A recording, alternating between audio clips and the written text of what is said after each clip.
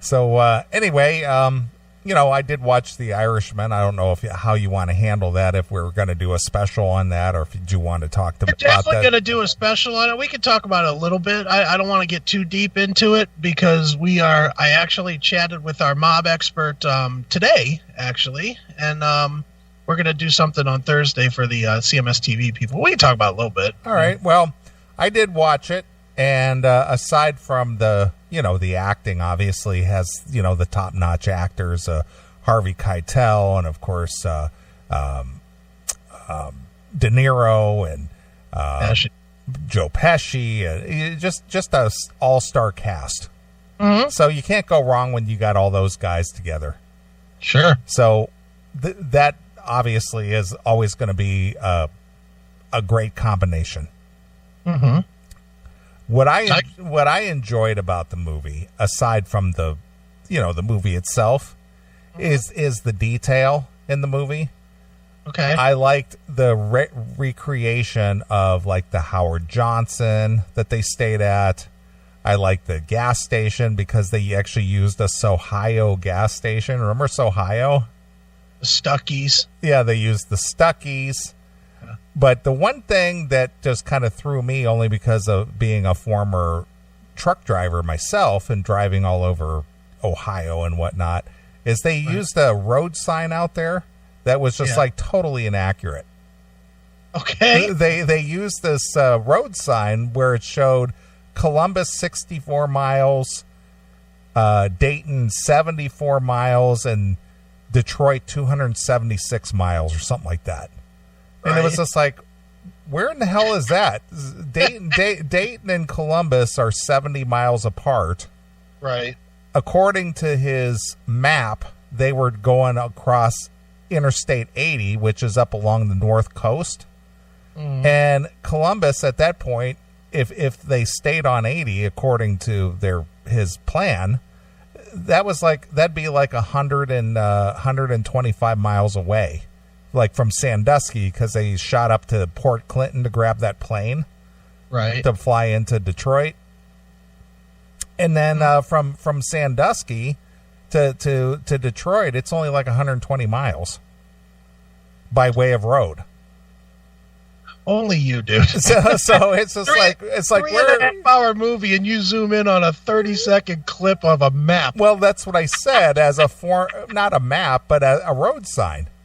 Yeah, but the section was it was in that map section, wasn't it, when they were traveling? No, it just showed they were just on the road traveling toward Detroit for that wedding.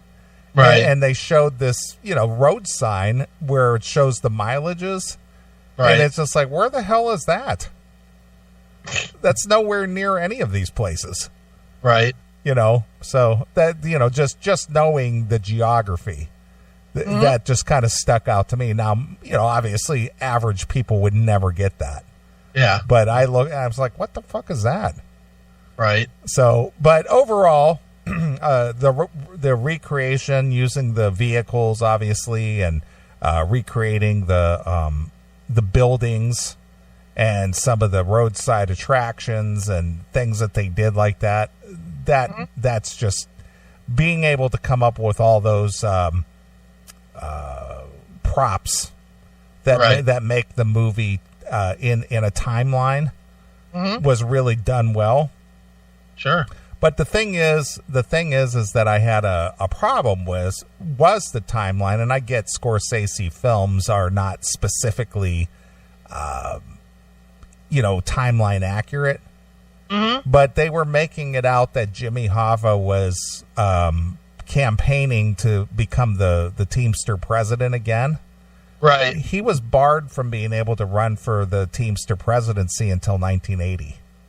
Right. So there was really no sense for him to go out there campaigning to become the next Teamster president, because he was barred from being able to run for that for like 12 years. Right. So that's the only part that didn't set well with me. But overall, I give it a 2 thumbs up. Yeah, I liked it a lot. I've watched it 4 times already, and I'm gonna watch it probably when we finish the show tonight. I'll turn it on and go to sleep. I love it. I'll put it next to Casino. I'll put it next to Goodfellas. It's right there. Yeah. It's in the pocket. It was amazing to me how well those guys can still act when they're together. Because especially, who surprised me was Pesci. Because Pesci, for the first time, I think, in his career, acted. He wasn't the over-the-top douchebag that he always is. Yeah, he wasn't the hothead or the, the reactionary guy. He was kind of like a real low-key, just kind of cerebral guy throughout the whole movie. Yeah, low-key, never yelled, never acted all crazy, or at least they didn't show it. They sort of indicated that he had it in him when he walked up the steps bloody. But they never showed him actually raising up at all, which I thought was pretty cool. I thought the movie was good. I learned some stuff. I didn't know any of that stuff about Hoffa and Pro in prison. I didn't realize that there was that kind of bad blood there. Mm-hmm. I never knew that. The only scene I thought was bad, and there was one scene that and I've watched it 4 times, and every time I'm like, oh, this is fucking pathetic. The fucking scene where De Niro drags out the shop owner that touched his daughter, right, and beats him up. There hasn't been a fight scene as fake as that and as fake looking as that since Sonny beat the shit out of his sister's husband in the street. Yeah, in The Godfather. Right. Where Sonny's throwing the punches that miss by about 2 feet. And, smashing him with the can, but he's not because his head's like 4 feet below the pipe hitting. Yeah. That was equally as bad. De Niro just looked like an old doddering idiot trying to kick this guy and miss. Mm-hmm. And it was so bad that they couldn't even fix it with whatever, with CGI or something to make it look like it. Or have a stand-in. Yeah, or something. Because did you think that fight looked incredibly fake? Yeah, boy. It wasn't a stellar fight, obviously. It was awful, and I was just like, man, they put so much into this movie to have this fucking scene in here. I was like, geez, oh man, how fucking lame is that? But overall, I loved it. I loved it. I'm going to watch it 1,000,000 times. I can tell you that now. I'm going to buy it, even though it's on Netflix. I'm still going to buy it because eventually, when Netflix takes it off there, I still want to own it. Right. So, yeah, I liked it a ton. Good movie. Good watch. Yeah. Well, as far as some of the characters were concerned, like the Bobby Kennedy character. Yeah. Didn't look anything like him. No, not at all. I was just like, well, that's not very good. And, even though Chino? No, I'm trying to think. Chino looked like Jimmy Hoffa at all. Yeah, that's what I was trying to say, is that, he didn't sound or even look like him. Yeah, he sounded like Al Pacino. He was like son of a woman that could see. Yeah. Oh, yeah. Oh, yeah. Exactly. But what was the other? Oh, the other one that I didn't know because I only saw it on the credits. I see that Steven Van Zandt is in the movie and go, where the hell was he in the movie? I missed that. Where was he at? Then I come to find out that he was the singer. Yeah, he was the singer in that, and Jim Norton was Don Rickles. Well, I knew that part. I recognized him right away. Right. But when it said Steven Van Zandt, I was like, what part did he play? I just missed that somehow. He was what, Jimmy Land or something? Jerry Vale. Jerry Vale, yeah. Yeah, he was the singer in the white suit. Yeah. So I was just like, okay. I didn't know where he stepped in. And then that Sebastian, how do you ever say his last name? Maniscalco, or however, that comedian. Yeah. Yeah, he played a pretty good part. Yeah. And Ray Romano was pretty good. Yeah, I was surprised to see him in that movie because he doesn't typically play those kind of roles. Yeah, he's not really a serious actor per se. Yeah, but he did a good job as the lawyer. Yeah, he was good. Mm-hmm. I liked that whole part. So, you going to give up any names? Okay. Not that I care. I don't care if you did it or not. Just trying to goad him into telling him. That was pretty good. Yeah. But they put together, obviously, an all-star cast, a top-notch cast, and they all acted well together. I noticed that that Artie from Sopranos, his wife, was in that. Oh yeah. She was Pesci's wife, right? Yeah. What's her name? I'm gonna smoke, or Sylvie or something. Yeah, something Bucco. Yeah. Oh yeah. I forget what her name was in The Sopranos. I know it's Artie, and but I remember Tony fucked her or something. Was right? it Elaine? Tony fucked her in real life and then wanted to fuck her again because she had the great tits. Right, of course. Right. And she was funny in that movie too. Can we stop yet? Honey, we're 2 miles away from the house. The whole smoking thing. Yeah. You know, have you ever known any real hardcore smokers? Yes. They cannot function without having their cigarettes within their reach. Oh no. Yeah, no, it's awful. And even when you watch like live PD and stuff, when somebody's getting arrested and taken away. Yeah. Can I get my cigarettes? Let me get my smokes. Yeah, can I get my cigarettes? It's such a fucking distracting habit. It's like even if you're at a show, you're at a concert, it's fucking kicking ass. You're like, oh, I got to go halfway through so I can get a smoke in. Can't make it 2 whole hours without a cigarette in my mouth. Gotta have that nicotine dick. Yeah. Gotta get a little suck. Well, you know, the whole thing is when they were riding in the car. And instead of just, you know, being cool about stuff, well, I don't care. I'm smoking. Well, not in the car. You know, please don't smoke in the car. I'm rolling down the window. I'm doing this anyway. Russell, I'll crack the window. Honey, I took an oath. Honey. He was cracking. Pesci was cracking me up with his just his low key. Yeah. Again, it's so weird to see him be low key, and just trying to, you know, in real life, in his mind, he was thinking, I am going to crack this bitch right upside her fucking head. Right. But he's like, don't forget about my cataracts, honey. Right. So good. Yeah. I loved it. Like I said, I've watched it 4 times. And when I say I've watched it 4 times, I've literally invested the 15 hours it takes to watch it 4 times. I love it. I absolutely love it. Can't wait to talk to Scott Dietschy about everything that's right and wrong about it. You know.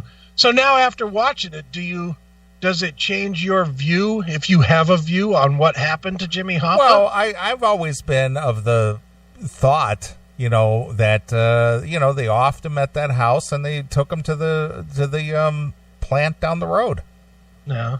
You know, that's just makes sense to me. Right. That since there was no hide nor hair of any evidence at all, and they found that car and they found, you know, DNA evidence that he was actually in that car. Right. It's like, what other explanation do you have? Did you know anything about Frank Sheeran before the movie? Yes. I did not. There were other interviews and documentaries out there for a while that he's told that story. Okay. That he was the one who, you know, shot Hoffa in the back of the head, and that, you know, they said that they had pulled the carpeting up in that house, and there definitely are blood stains in that hallway. Okay. But they were too degenerated to get any kind of DNA. Right. But yeah, the fact that they took him down the road and incinerated him, that just sounds completely like, yeah, I could see that. Yeah, and the body wasn't around to be found. Yeah. They just dealt with it right away. Mm-hmm. Yeah. Yeah, it was definitely an interesting movie. How funny or pathetically funny was it at the end when they were all in prison trying to play bocce? Yeah.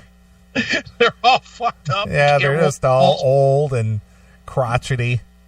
Yeah, these guys that were fucking in charge of millions and millions, maybe billions of dollars, and now they're too decrepit to play bocce together. Yeah. Well, it kind of reminds you near the end of Casino, too. Yeah. Same thing. They, you know, when they were all in the courtroom and they were all using breathing apparatuses and in wheelchairs, and they're all infirmed and just old and decrepit. Yep.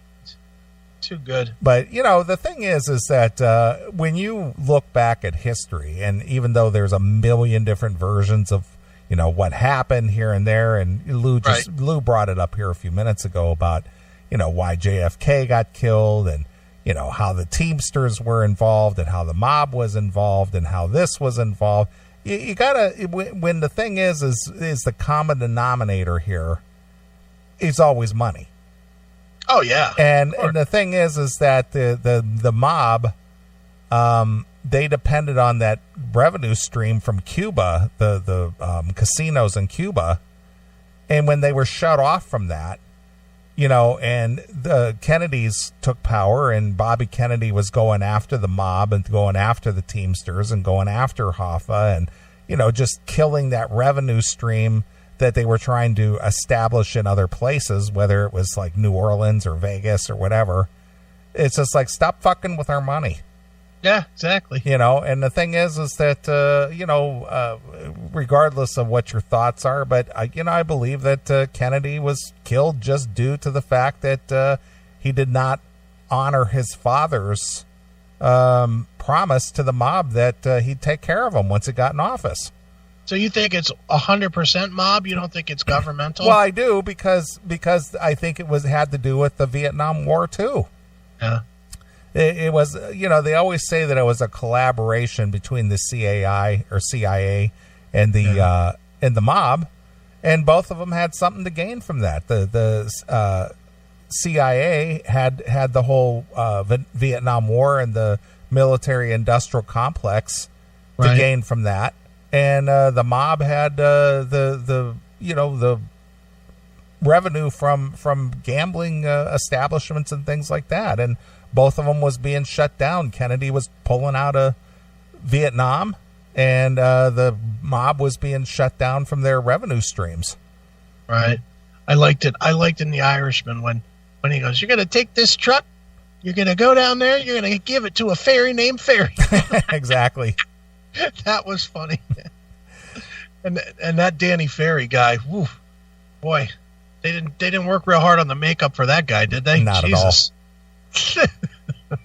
Just slap some weirdo looking guy in there. Yeah. Good enough. Yeah. So, with the whole Hoffa thing, they had that Fitz in the chair of being the head of the Teamsters. And he was in the pocket of the mob. He was giving them all those loans, which again goes back to the movie Casino, where they gave him the loan to develop the dunes out there in Las Vegas. Right. And Hoffa, as crooked as he may or may not have been, he was not for giving out all that money. Mm-hmm. And the thing is, it's like, we can't have him back in there because, he's going to cut off again our funding. Right. So he's got to go. Well, he went. He doesn't cooperate. Yeah. And off he went. Yeah. So when you're dealing with millions and potentially billions of dollars, and you're standing in the way, and you're causing them a problem, it's easy to see how somebody can just disappear. Yeah. Yep. It is. Definitely is. So when you look back at the history, and even going back to even Ben Franklin, that money is the root of all evil. Right. Time and time again. It is. So overall, great movie, and looking forward to an opportunity to talk with Scott about it at length.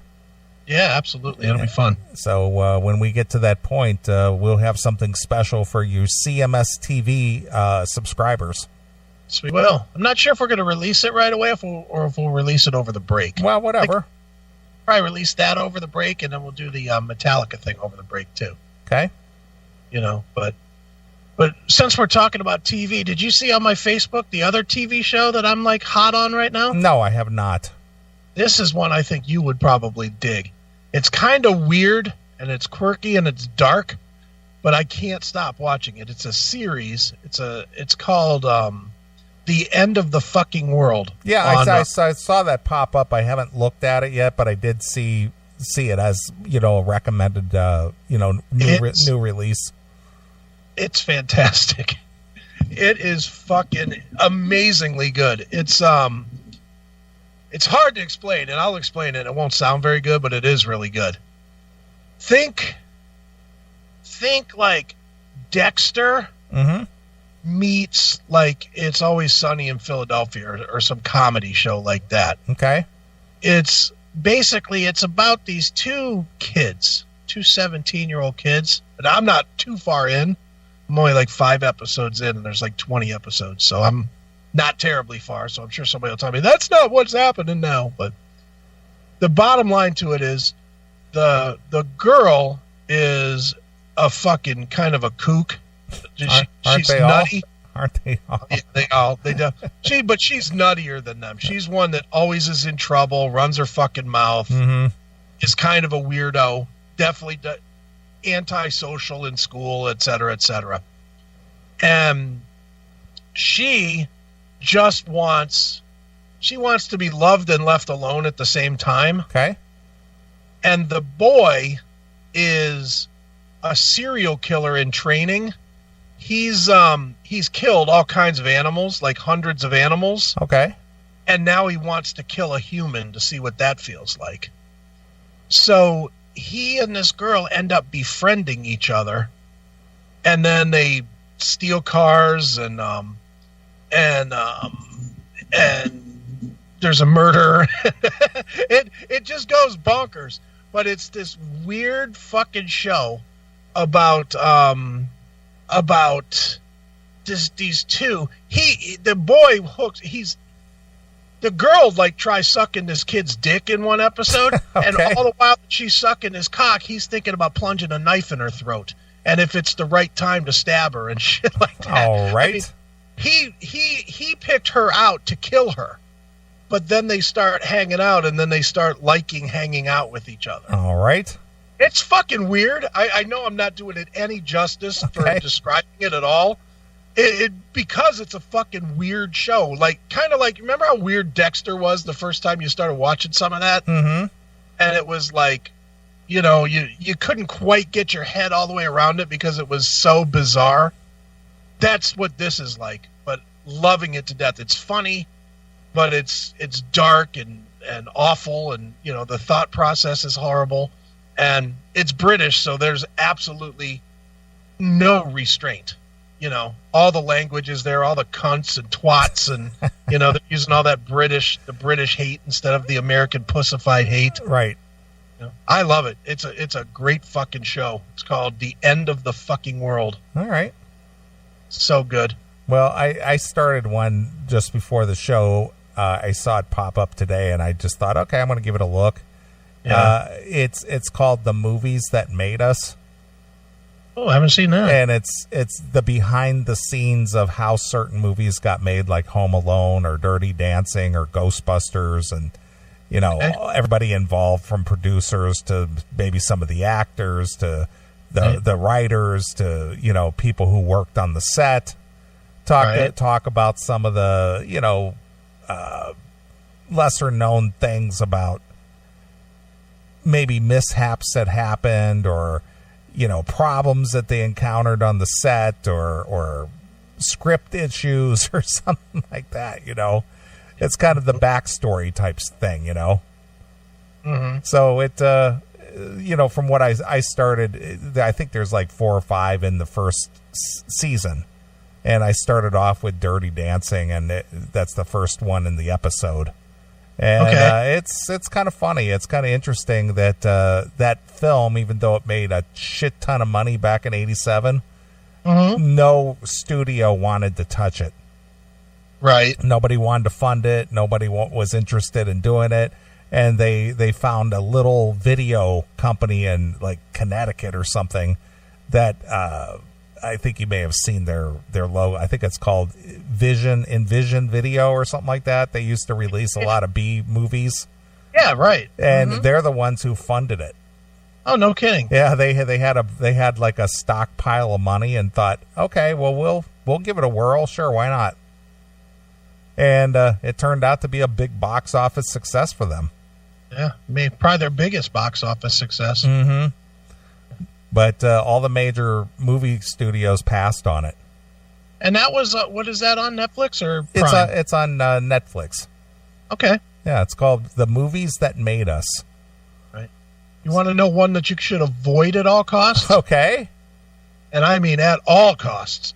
It's not social justice-y, but it is just fucking terrible. It's called Merry Happy Whatever. Yeah, I saw that on the preview. I can't believe. Dennis Quaid is usually okay. He's usually pretty good. And I watched about half of one episode. And you know me, I'm generally pretty easygoing when it comes to TV. I'll usually go 14 episodes before I decide something's a piece of shit. I got halfway through one episode and I could not watch it anymore. That's the one where the girlfriend brings the boyfriend home for Christmas or something? And it's cheeseball humor. It's the Dennis Quaid is a cop and he's like this, it's not social justice-y, but it is kind of subliminally social justice-y because, he's a straight up man's man and they're making that out that's just fucking the devil's way. He's a Neanderthal at this point. Yeah. And meanwhile, the kid is a fucking retarded fucking unemployed guitar player and they're trying to make that out like that's cool and whatever. Well, he's noble. Yeah, he's noble because he, and the girl, has like really good skills from college, and the dad's trying to hook her up to go to school or to take a job that'll pay great money in Chicago or wherever they are, but she wants to stay out in LA so that she can be with the boyfriend that's the fucking guitar player and make less money and ruin her life. Right. And they're trying to make that out like the dad's the Neanderthal for caring about his fucking kid. Yeah, he wants his kid to succeed in real life, but it's just like, well, we'll stick to our ideals and, I watched maybe I know I didn't go more than 8 minutes and I couldn't take it anymore. It was so fucking stupid and terrible, and other than Ashley Tisdale's beautiful tits in a sweater, it just really was fucking terrible to watch. I mean, ungodly to watch. I would go back and watch that One Day at a Time reboot again over this. It was so badly acted. The writing was horrible. The message was shit. I was like, you've got to be kidding. What are they doing pumping this? And they're pushing that one pretty hard.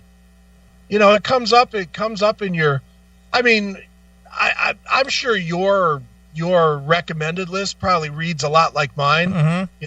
Hitler, mob. True. Hitler, mob, Hitler. And then maybe like one comedy, like 30 things in, and this was like number one recommended. Just happy, merry, whatever. It was like, oh, this is fucking terrible. Oh, I saw the preview of it, and I didn't do anything for me, so I just kind of passed. And I'll try a lot of stuff because I'm desperately looking for something comedy that I haven't watched a million times. Mm-hmm. Because there's just not a lot of comedy like sitcoms. I mean, I've been going back like what is the movie with McLovin? What is that called? Oh, Superbad. I watched that last week, and because that's funny and whatever. And I actually bought the Vacation movies this week for Black Friday. $20 up to. Nice. $20 for all 5 movies. So I bought the Vacation movies, and I watched those, and I was laughing my fucking balls off. When they tie grandma to the fucking roof of the car and they're driving down the street with the granny on the roof, sitting up, it's fucking hysterical. And the cop with the I ought to beat your ass, you son of a bitch. I love those, but there's just nothing new that's funny anymore. Yeah. There's just nothing that maybe I'm just old man now. I probably am. I'm the old guy now, and the what is considered humor these days I don't find funny. But it's like I was talking to my mom yesterday at dinner, And she was like, have you seen Saturday Night Live? I was like, Mom, I haven't watched Saturday Night Live in 15, 18 years, whatever it is. And she's like, oh, it's back. It's so funny. I was like, what's funny about it? And she's like, oh, I like when Alec Baldwin cracks on Trump and this and that. And I like, she was liking all the Trump humor and stuff. I was like, Mom, at what point, even if I hated Trump, which I don't, I kind of don't care. But I was like, at what point do the Trump jokes stop being funny? Because they're not funny. We've heard every single one of them now. Mm-hmm. To me, that isn't funny. And I'm not saying don't stop. I'm not saying that people shouldn't crack on them or whatever. I'm just saying that, it's like telling a knock-knock joke. Knock, knock, who's there? Orange. Orange who? Aren't you glad you opened the door for me? It's not funny anymore. It's not fucking funny. Right. It's the same with Trump jokes right now. Trump jokes are not fucking funny anymore. Yeah. And it's like, now you have a show built around that. Why would I watch that? It's like, ugh. I don't know. There's just to me, there's no humor out there right now. Mm-mm. I think I've said this before. I tried for a little while watching some of the late night TV. The Kimmel and Tonight Show and a little tiny bit of Colbert. Not one of them can make me laugh. Nah.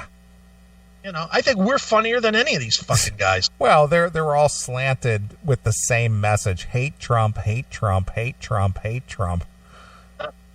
But I can laugh at hate Trump. Yeah, but the thing is when you keep beating that same horse, after a while it's just like, okay, the horse is not getting up anymore.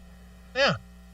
Yeah, it's I can laugh at stuff I don't agree with. Yeah. But it's like how many times can you laugh at the fucking orange skin Trump joke or the bad hair Trump joke or the he's stupid Trump joke? How many fucking times? We get it, lefties. You think he's a stupid, weird-looking, fucking orange-faced, weird-haired guy. We got it. Come up with some new material. And you know what I find funny? Him tweeting and fucking with them all weekend long. Yeah, of course. That was funny. Yeah, he's the best troll out there.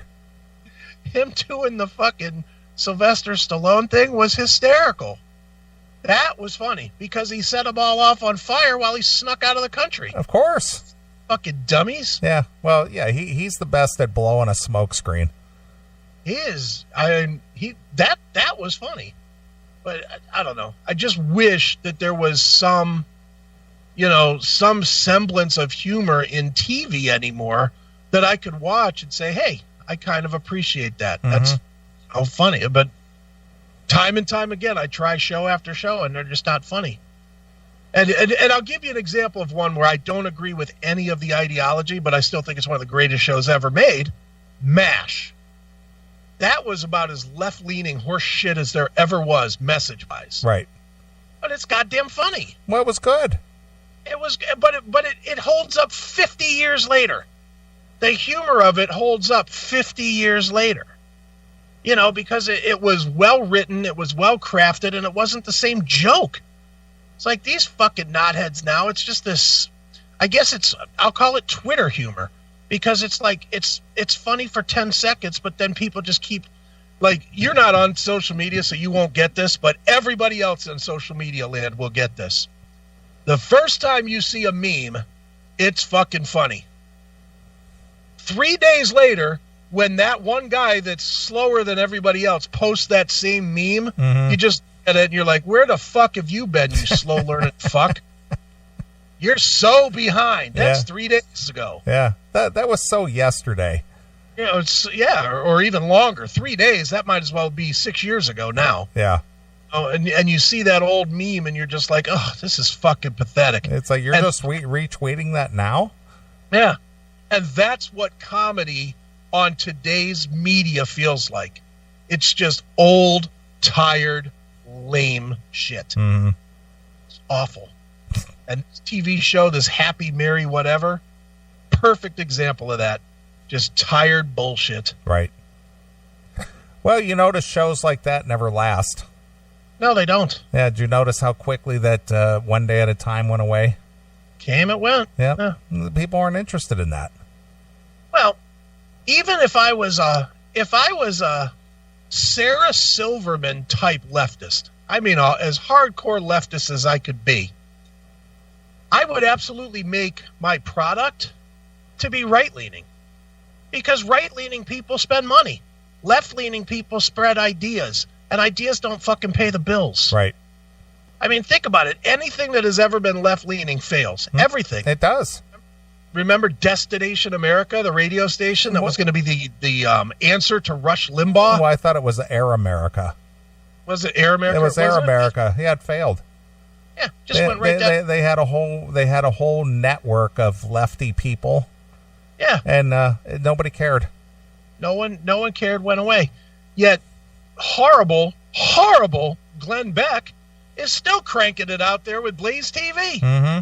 Because he's a right-leaning guy, and it's a right-leaning channel. Because right-leaning people will spend money. Right. They'll spend money on shit. You know, I mean, it's like, it's how can a dumb fuck like me see that, and all these dumb people not see that? You know, how can you think, well, I'm going to be the one that spreads leftist ideas, and it's going to be the money maker? No, it never works. Well, it never ever works. Yeah. Well, that's why socialism is not a money maker; it's a money taker. Yeah. Well, that's true. You know, and that's a lefty idea. It is. So there's no money in socialism. Yeah. None. So, I mean, with the ways Netflix is going, do you think that they'll eventually fucking end up folding? Well, I don't know that they'll fold just due to lefty programming. If they fold, it'll be because some other competition will come up with something that'll, give them a run for their money, like Disney. Like Disney used to allow Netflix to run all their stuff, but now that Disney is launching their channel, they took all their stuff back. Yeah, I have the Disney network. It's not for grown-ups. It's really I get a free year of it with Verizon. Mm-hmm. So the only thing I wanted to watch was the Star Wars thing, The Mandalorian. But I nosed around. I nosed around to see if there was anything at all I would want to watch with it. Not a god. There's one thing. I want to watch that movie Avatar, because that's kind of a war movie, even though it gets all fruity and weird with all the colors and shit. But other than that, I mean, in The Mandalorian, there's no reason to have it. Do I really want to fucking pay $6 a month to watch an old Lady and the Tramp movie? Not really. Yeah. You've never seen Avatar? Not the whole thing. No, I fell asleep. I took my kids when they were younger, and I just slept in the theater. You talk about a lefty message in that movie. Well, that's James Cameron, right? It's the whole global warming thing. Oh, is it? Yeah. Great. You're killing the trees. You're killing the atmosphere. You're doing this. You're destroying everything. Great. Well, maybe I won't watch it then. Yeah, it's definitely one of those propaganda movies. It starts war-y though, doesn't it? Because isn't like the premise to it the guy that's the star like gets his leg blown off or some shit in war, and they put him in and make him the creation of that creature or whatever. Well, but the thing is once he gets involved with the Avatar people, yeah, then they start indoctrinating him with that whole global warming thing. Oh yeah, maybe I'll skip then. I watched it once. I was like, yeah, I'll be interested in never seeing that again. I just am not interested in anything Disney. What am I going to watch? Toy Story? Yeah. Cars? I don't have any interest in that. I'm a fucking adult. Right. Well, whatever. Congratulations. Disney's network is out there if anybody wants to watch it. Go ahead.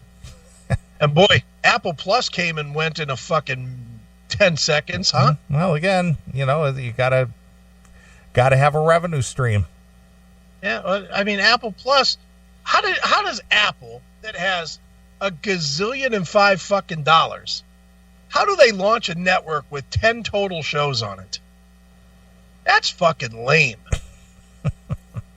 I have Apple TV, and an iPad and whatnot, and a MacBook Pro. So I would be one of the potential customers for it. They got like fucking 9 shows.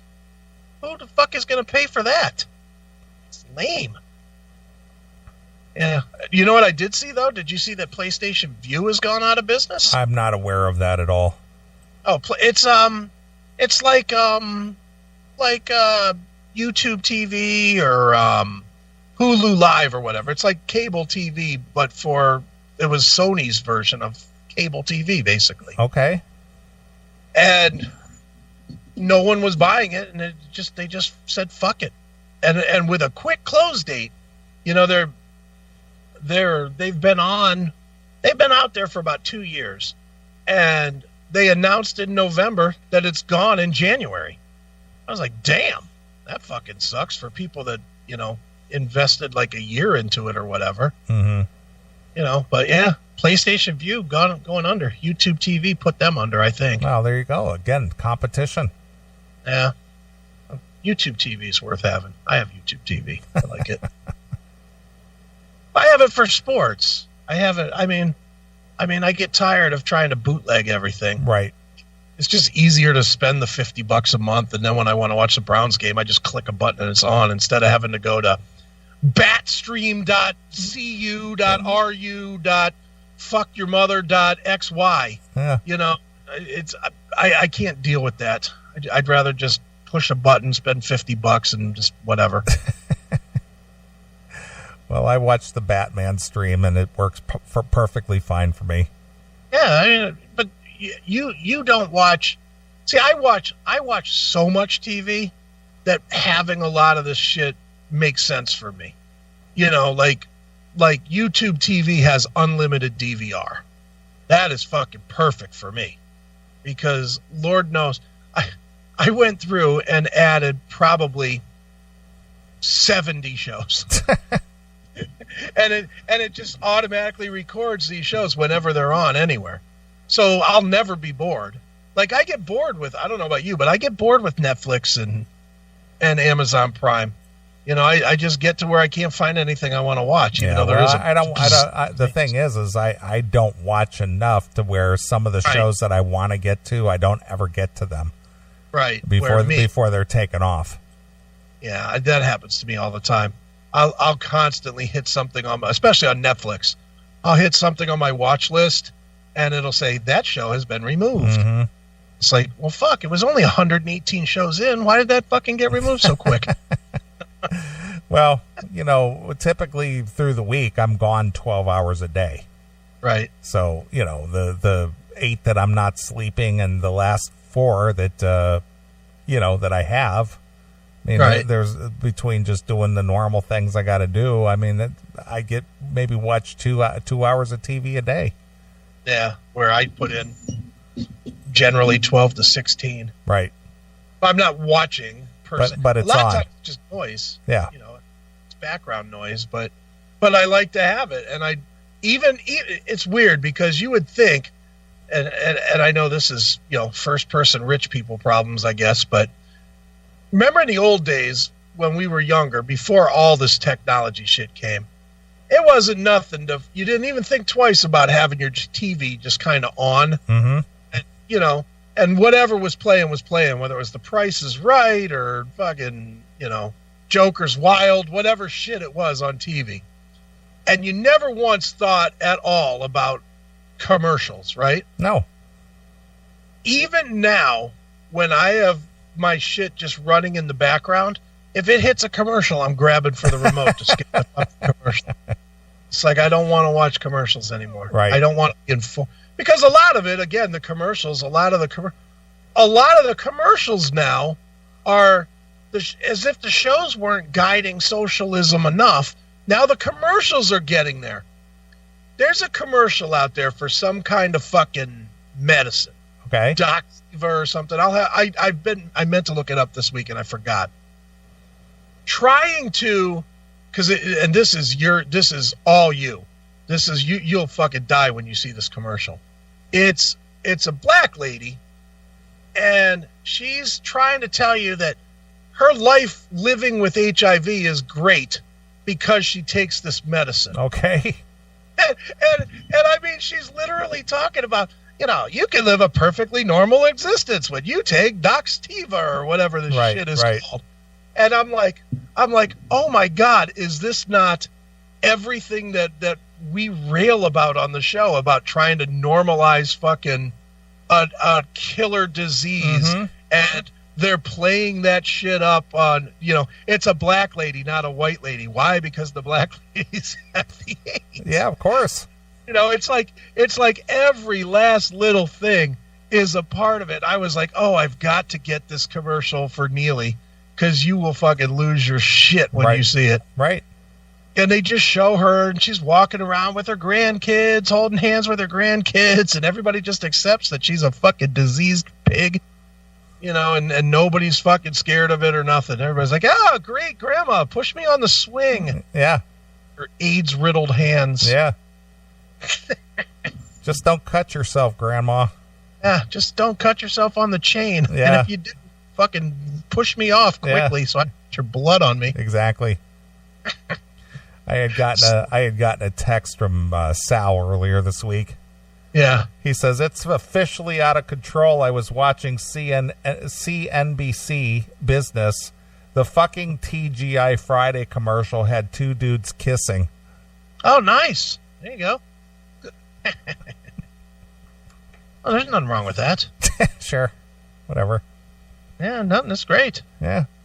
Glad to see it. Won't be going to TGI anymore. Whatever.